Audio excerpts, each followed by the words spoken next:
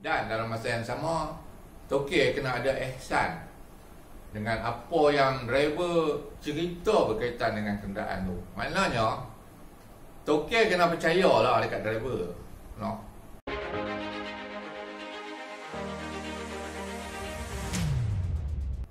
Assalamualaikum, selamat petang. Terima kasih sudi menonton channel Abang Zul.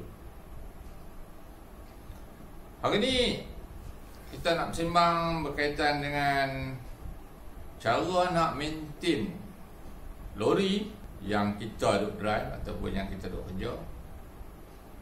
Juga dia berkait dengan tokey juga, no? Maknanya ini video ni ditujukan kepada kedua-dua pihak, driver dan tokey, kalau sudi lah tengok lah. Cara nak maintain lori seboleh-bolehnya supaya dia tak breakdown tengah jalan. Tu je lah kan. Kalau dia nak jadi juga tak ada apa-apa lah. At least kita ikhtiar. Okay, setiap benda, no, dia akan rosak. Tak kira lah lambat dengan cepat je lah. Bergantung pada keadaan, cara kita guna dia, penyelenggaraan dia, tanggungjawab kita dan juga serba-serbi yang berkaitan dengannya lah. Sentiasa digunakan untuk mendapatkan pulangan, maknanya dia digunakan semaksima yang mungkin lah. Tetapi dalam masa yang sama, seboleh-bolehnya kita tak mahu dia rosak. Betul?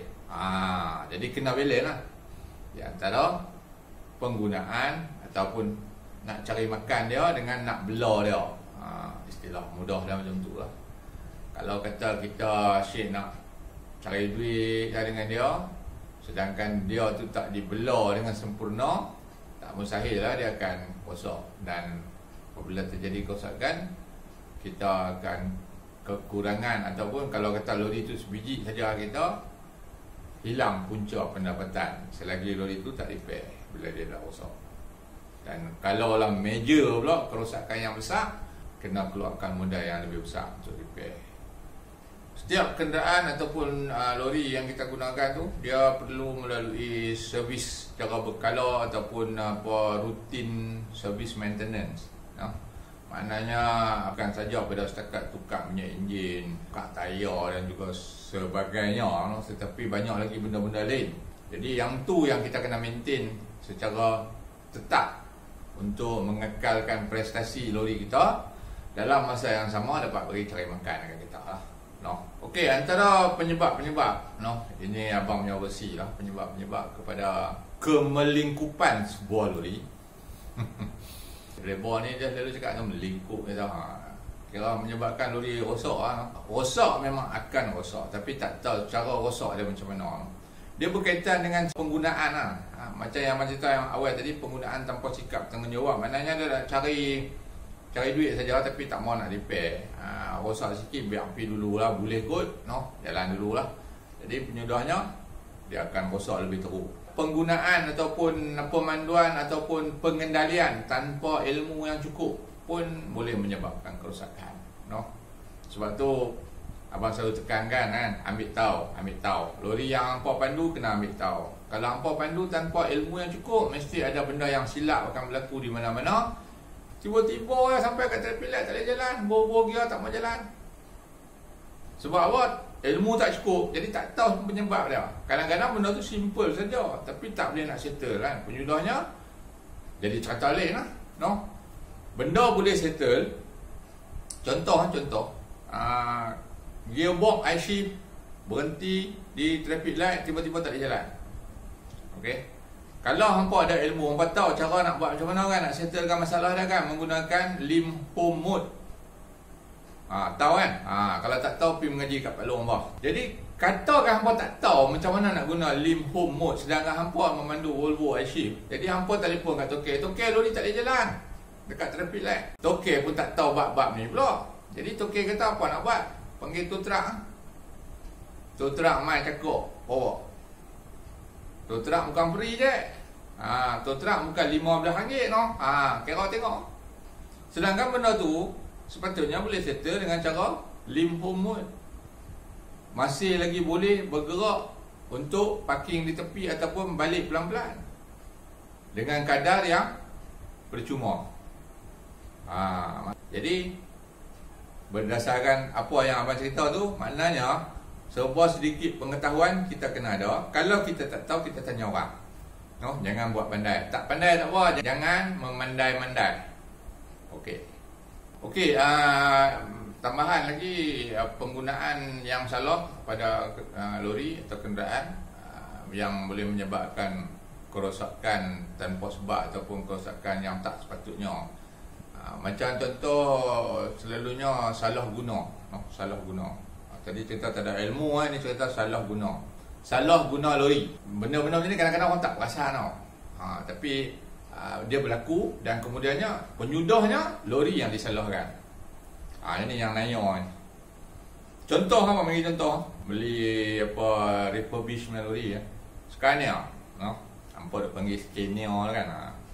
Scania 124L ni bukan model baru lah, model lama cukup lah. Sembang model baru bah. 124L 420. Dia buat jalan lokal, jalan dekat-dekat. Kita kata-kata, boleh lah jalan 124L tu jalan lokal. Dia tak, L tu lokal lah. Nampak? Dia pandai-pandai pula modify. Sedangkan L tu pada maksud Scania bukan lokal je. L pada Scania tu maksud apa? Pergi tanya Pak Long apa? Sepatutnya lori yang jalan lokalnya dia kena G, ataupun yang betul-betul punya untuk jalan dekat-dekat punya dia D. 124G. Yang tu baru betul untuk jalan lokal. Ini tak, dia pandai-pandai. L tu dia kata lokal. Tolong betulkan persepsi tu. Salah guna lori yang mana design dia untuk perjalanan jauh, kemudian kita buat dia jalan lokal, memang lambat laun dia akan bermasalah. Kalau tu bila dia bermasalah, kita salahkan lori. Sebenarnya kita salah guna dia.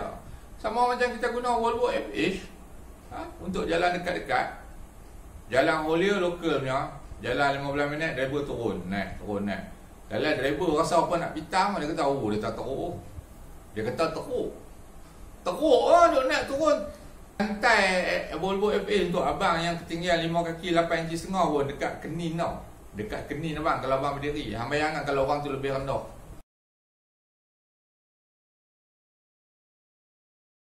Dia nak panjat, nak turun tau. Lori mungkin tak rosak, driver pula rosak ni.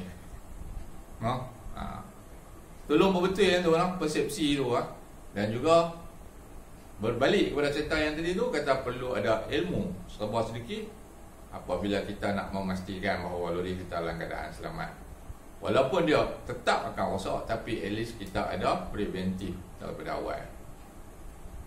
Jadi untuk benda-benda macam ni untuk menjaga kita punya uptime ni, kalau pada Volvo secara khusus lah kan, dia adalah masa yang dapat dikekalkan untuk buat kerja cari duit. Jadi kita boleh buat secara umum lah, gunakan perkataan uptime tu, walaupun sebenarnya Volvo yang gunakan perkataan tu. Untuk mengekalkan uptime tu, seboleh-bolehnya kita kena kesan satu-satu kerosakan sebelum dia berlaku. Secara jujurnya, untuk pada masa sekarang ni, kalau hampa ada lori yang model baru, jangan hampa tak payah risau. Sebab apa? Model yang baru ni semua ada computerized punya sistem, sensor-sensor. Sebelum dia rosak, benda dapat dikesan lebih awal. Jangan risau yang tu. Tapi untuk yang lama-lamanya tu, yang kita kena kesan secara manual, ini yang memerlukan sebuah sedikit ilmu dan pengetahuan dan juga pengalaman untuk kita mengesan kerosakan lebih awal sebelum dia rosak. Walaupun buat pandai macam mana pun, dia boleh rosak juga. Tapi at least kita kesan lebih awal sebelum dia rosak, supaya kita dapat mengekalkan uptime. Maknanya kita boleh planning dia. Okey, kita repair pada waktu barang tak banyak atau tak sibuk. Kita repair dia siap-siap supaya masa tengah kelang kabut nanti dia tak breakdown tengah jalan, yang mana akan menyebabkan masalah lain mai. Hampa lagi tahu lah, hampa tukar kan. Jadi benda-benda macam ni untuk panduan yang mana abang dapat sampaikan berdasarkan pengalaman abang sebagai seorang driver, yang mana abang tak pernah jadi token, tapi abang boleh nasihatkan kepada pemilik-pemilik syarikat yang baru ataupun token-token yang baru berkecimpung dalam dunia transport ni, supaya ada, jangan ingat nak cari duit semata-mata, dalam masa yang sama terlupa bahawa lori itu juga memerlukan belayan dan kasih sayang. Jangan ingat main taruh sampai kawan tu lalas, serap sekali dia melingkup. Sekian, terima kasih. Orang utara kata awal, lambung kain. Dalam kita nak jaga kita punya lori, kita juga perlu check and balance, no?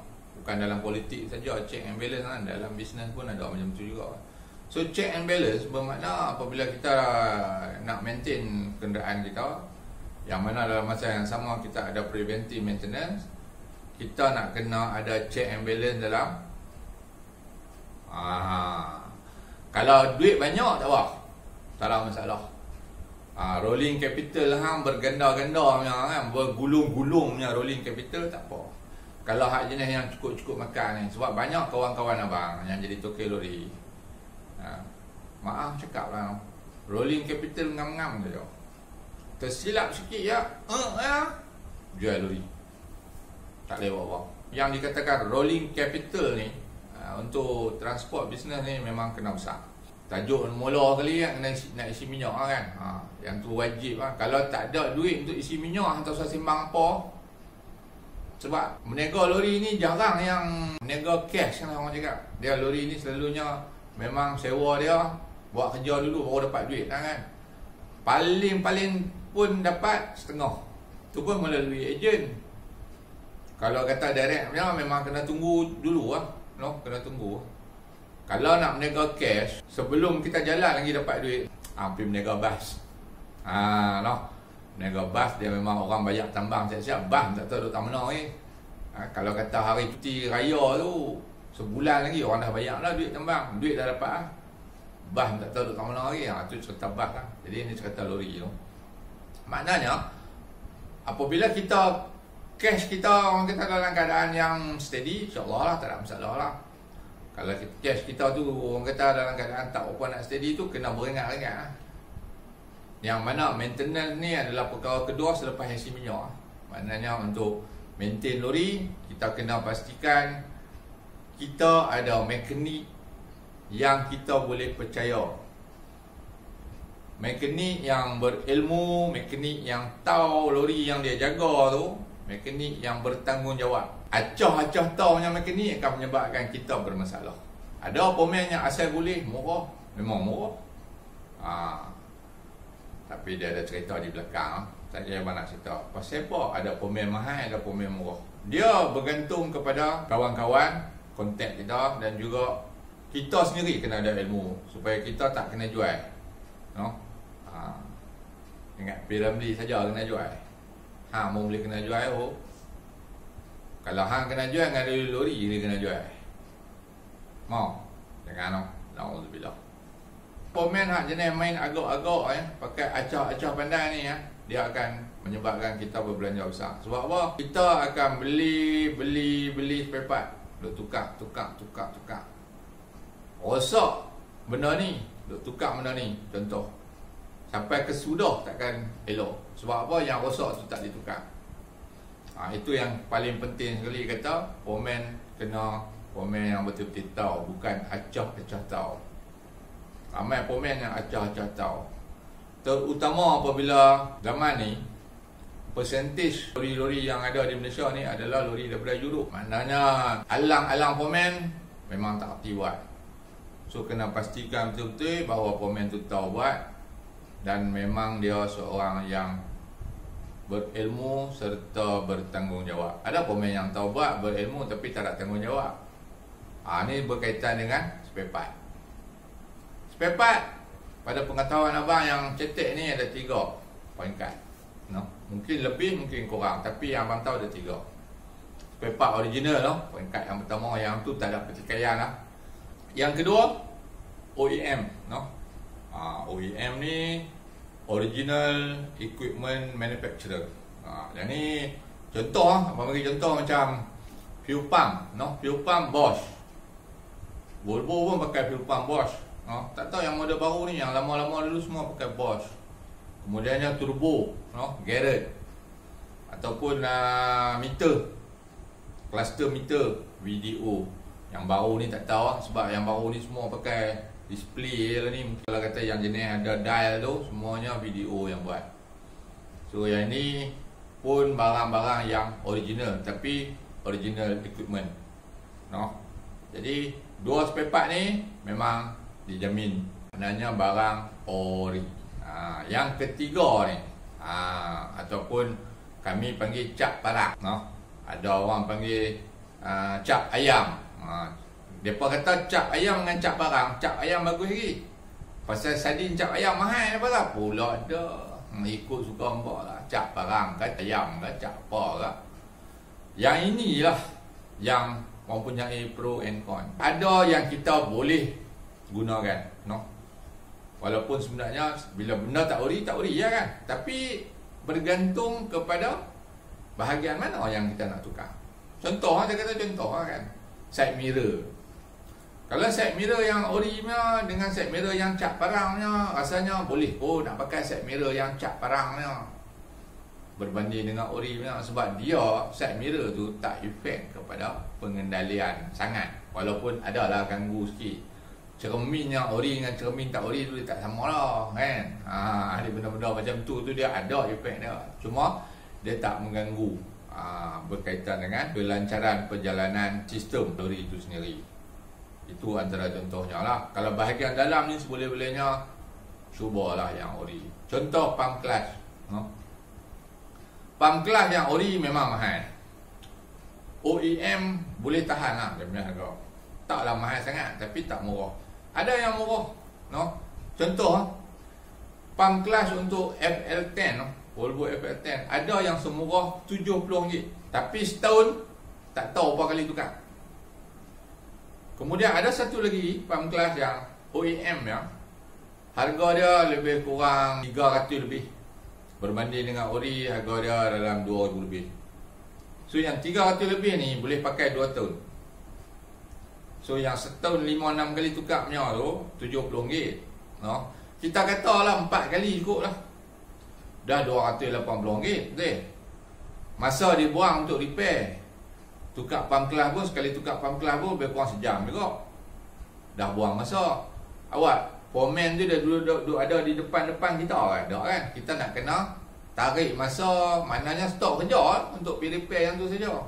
4 kali dalam masa setahun. Okey. 7 kali 4 RM280.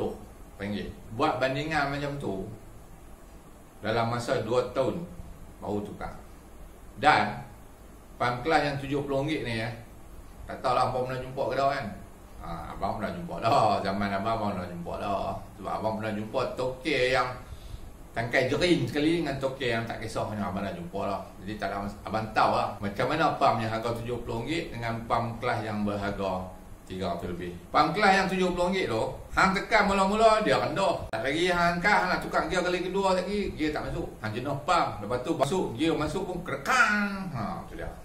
Jadi hang ni penin ke tu lah. Sat tinggi, sat rendah, sat rendah, sat tinggi. Sat lagi tak masuk gear, sat lagi boleh masuk, sat lagi lembut, sat lagi keras. Itulah cerita benda yang cap parang ataupun nampak kata apa, cap ayam. Jadi itulah contoh kepada pepat, no? Untuk 3 peringkat ni. Mungkin ada peringkat lain nampak boleh contoh, butang ruang komen. Okey, last but not least, sifat bertanggungjawab driver dan juga sifat ihsan toke dalam sama-sama nak jaga supaya lori tak berterabur tengah jalan ataupun rosak tengah jalan, no? Tersadai dan juga kehilangan masa untuk cari duit menggunakan kenderaan tersebut. Jadi benda-benda macam ni secara hakikinya, no, 99.99% driver akan sayang lori yang dia bawa, kenderaan yang dia kerja, tak kira lah apa kenderaan pun, akan sayang seolah-olah macam harta dia. Hanya 0.1% saja yang jenis mampu ya, dia dah. Yang lain semua akan sayang. Tak ada apa pergi tanya lah. Walaupun bukan hak dia, walaupun ada orang kata alah lori toke punya, tak usah jaga sangat lah. Orang yang cakap macam tu, dia tak ada sifat tu, tak ada sifat sayang tu. Sebab bila kita sayang kenderaan kita, insya-Allah lah, kita akan rasa lebih aman atau tenang untuk buat kerja, cari rezeki dengan kenderaan tu. Dan dalam masa yang sama, toke kena ada ihsan dengan apa yang driver cerita berkaitan dengan kenderaan tu. Maknanya tokey kena percayalah dekat driver, no? Ada tokey tak percaya kat driver. Driver cakap apa boleh tak percaya. Dia refer dekat komen pula. Benda ni kadang-kadang lawak lah. Contoh, lori tu ada problem. Driver bagi tahu, dia tak percaya kat driver. Dia panggil komen, dia tu komen test. Komen test betul dia. Komen kata tak ada apa pun. Boleh pakai tak? Abang nak tanya dengan abang. Macam mana nak test? Kenderaan tu yang pandu kita. Kita bawa dia sehari berapa jam. Kita tahu tak mana cacat, tak mana tak kena, semua kita yang tahu lah. Tiba-tiba nak panggil orang yang tak biasa pandu kenderaan kita untuk test, untuk cari kerosakan tu, boleh tak? Melainkan kerosakan tu terlalu ketara. Macam orang kata tayar nak cabut lah, steering nak berguncang tu. Yang tu sungguh lah, tak payah cerita lah. Ini cerita dia benda-benda yang tricky. Contohnya vibration ataupun rasa berguncang macam-macam mana. Benda-benda macam tu, kalau kata orang yang tak duduk dalam kenderaan tu sehari beberapa jam, dia tak tahu. Kalau setakat dia nak pergi test sekali round lah. Mekanik tu dia bukan driver lori. Dia mana tahu. Dia tak boleh kesannya benda-benda kecil-kecil macam tu. Benda-benda macam ni. Sebab abang dah pernah lalui dah. Abang kata kelajuan macam ni, lori berguncang. Atas daripada kelajuan tu tak guncang, bawah daripada kelajuan tu tak guncang. Komen ni kononnya dia nak test. Bagi dia test. Dia kata tak ada apa pun. Dia kata biasa lah lori guncang-guncang. Rasa macam nak sigong lah. Sebab itu yang kata kan, benda macam ni, tu yang abang cakap, tokey tolong percaya dekat driver. Driver takkan mohong yang benda-benda yang macam-macam tu lah. Sebab dia pun nak jaga lori tu sebab dia sayang macam hak dia juga. Jadi kalau hang sayang kata hang, yang hang beli dengan harga ratus ribu tu, dengarlah cakap driver. Jangan anggap driver tu nak memohong lah. Bila tokey duk anggap driver duk memohong, sampai bila pun tak boleh nak betul. Tu yang duk bertukang driver sedia. Ada company kan, tak pernah ada driver yang kekal. Ada seorang yang kekal, Jack 60 tan lah. Yang lain semua duk keluar masuk. Ada kan? Jadi yang paling best sekali ya, kalau dapat tokey yang boleh berbincang, duduk berbincang dengan driver dia. Bila driver cerita, tokey dia dengar. Jangan kira kepala hang lah, you know? Apa yang driver cerita, dengar, hadam tengok. Nak pula driver tu adalah orang yang dah berpengalaman. Hang boleh tahu yang tokey, hang boleh tahu orang tu dah pengalaman kata kan. Itu ya, simple. Jadi sama-sama lah no, kita ambil tahu serba sikit. Bukan Abang Zul nak tunjuk pandai, kata dia tahu semua benda dah. No, kita nak kongsi.